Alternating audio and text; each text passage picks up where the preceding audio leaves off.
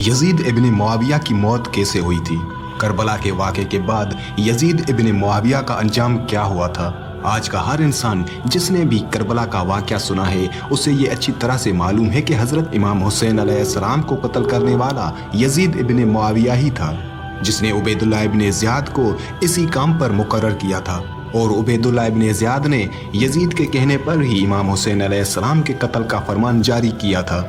लेकिन आज तक जिसने भी यजीद का नाम सुना है उनके जहन में ये सवाल ज़रूर आता है कि यजीद इब्न मुआविया की मौत कैसे हुई थी और यजीद का अंजाम क्या हुआ था। तो इसी सवाल का जवाब मैं आपको इस वीडियो में बताऊंगा कि यजीद की मौत कैसे, कब और कहां पर हुई थी। यजीद जिसने नवासाए रसूल इमाम हुसैन अलैहिस्सलाम को कत्ल करवा दिया, वो सोचता था कि इस जुल्म से अरब के सारे लोग उसकी बैयत करेंगे, उसके सामने झुकेंगे। कोई भी इमाम हुसैन अलैहिस्सलाम के बाद मेरे सामने सर उठाने की जुर्रत नहीं करेगा। लेकिन जब रसूलुल्लाह सल्लल्लाहु अलैहि वसल्लम की बेटियां कैद होकर कूफा और शाम की गलियों से गुजरी तो उनके खुतबे सुनते सुनते लोगों के मुर्दा ज़मीर जागने लगे।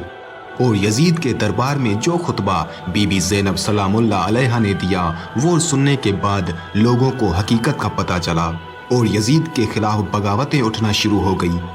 जब लोगों को हकीकत का पता चला तो वो समझ गए कि जिसने इमाम हुसैन अलैहिस्सलाम के साथ जुल्म किया उसे बादशाह कहना सबसे बड़ा गुनाह है।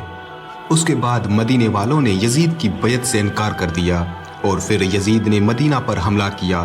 तारीख में लिखा है कि यजीद की फौज 3 दिन तक मस्जिद नबवी में अपने घोड़ों के साथ रही और मक्का से भी बगावत बढ़ने लगी। फिर यजीद ने खाना काबा पर भी हमला करवा दिया और खाना काबा को आग लगा दी। इस वाक़े के बाद हर कोई यजीद पर लानतान करता रहा, लेकिन यजीद जिसे भी अपने खिलाफ देखता उसका सर कलम करवा देता। इन सब संगीन गुनाहों की सज़ा तो यजीद को आखिरत में मिलेगी, लेकिन इस दुनिया में भी यजीद को इबरतनाक और अज़ियतनाक सज़ाओं का सामना करना पड़ा और उसे रुसवाई और तकलीफ के सिवा कुछ ना मिला। करबला के वाक़े के कुछ ही अरसे बाद यजीद एक इंतहाई तकलीफ दे मर्ज में मुब्तला हो गया।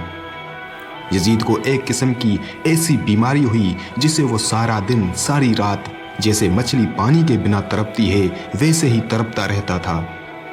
उसके पेट में शदीद दर्द उठता था और उसे बहुत ज़्यादा प्यास लगती थी। वो जितना भी पानी पीता उसकी प्यास नहीं मिटती थी और जब वो प्यास की शिद्दत से पानी पीता तो वही पानी उसके पेट को जलाता था। वहाँ कई हकीम परेशान हो गए कि ये किस किस्म की बीमारी है और यजीद को कहते थे कि तुम्हारा पेट अंदर से खाली हो रहा है, जल रहा है। यजीद के दर्द और तकलीफ की इंतहा नहीं होती थी। वो सारा दिन सारी रात दर्द और तकलीफ से चिल्लाता रहता था। उसकी ये तकलीफ देखकर बड़े बड़े हकीम उसका इलाज करने से कासिर थे। यजीद की इस तकलीफ को देखकर लोग समझ गए और कहते थे कि ये अजाब हज़रत इमाम हुसैन अलैहिस्सलाम को शहीद करने की वजह से ही हुआ है। यजीद के दर्द को कम करने के लिए हकीम उसे मुख्तलिफ किस्म के शराब पिलाते थे ताकि ये ज़्यादातर नशे में रहे और इसे दर्द और तकलीफ महसूस ना हो। और हकीम उसे शिकार करने को भी कहते थे ताकि उसका ज़्यादातर वक्त तफरीह में गुजरे। एक मर्तबा यजीद अपने साथियों के साथ शिकार पर गया। शिकार करने के दौरान उन सब की नज़र एक हिरन पर पड़ी और ये सब उस हिरन के पीछे लग गए तो अचानक दूसरे हिरन पर यजीद की नज़र पड़ गई और यजीद ने अपने घोड़े को उसकी तरफ भगाया। हिरन का पीछा करते करते यजीद अपने साथियों से बिछड़ गया और एक सुनसान जगह पर पहुंच गया और वो हिरन भी अचानक गायब हो गया। यजीद को वहां भी प्यास की शदीद शिद्दत हुई और वो प्यास से तड़पने लगा। उस वक्त यजीद ने देखा एक शख्स है जिसके हाथ में मश्क थी। यजीद ने घोड़े को उसकी तरफ किया और उसके पास पहुंचा। यजीद ने उसे कहा कि मुझे बहुत प्यास लगी है, थोड़ा पानी पिला दो। उस शख्स ने पूछा कि तुम कौन हो? तो उसने बताया कि मैं यजीद इब्न मुआविया हूँ। ये सुनकर वो शख्स रोने लगा और कहा, लानत हो तुम पर, तुम ही वो यजीद हो जिसने नवासाए रसूल हज़रत इमाम हुसैन अलैहिस्सलाम इब्न अली अलैहिस्सलाम को कत्ल करवाया। ये कहकर उस शख्स ने एक ऐसी हौलनाक चीख की जिसे सुनकर यजीद का घोड़ा खौफजदा होकर वहाँ से भागने लगा। यजीद का पाँव उस घोड़े की रकाब में फंसा हुआ था वो घोड़ा यजीद को पूरे रेगिस्तान में घसीटता हुआ जंगल में पहुंचा दिया और वहां भी उस मलऊन को घसीटता रहा। यजीद की वहीं पर मौत हो गई और वो घोड़ा यजीद की लाश को जमीन से रगड़ता हुआ पत्थरों में मारता जा रहा था, जिससे यजीद की लाश के टुकड़े टुकड़े जगह जगह फैलते चले गए और सिर्फ उसका पांव जो कि घोड़े की रकाब में फंसा हुआ था वो उसके साथियों तक पहुंचा दिया, जिसे यजीद के साथियों ने दफना दिया था।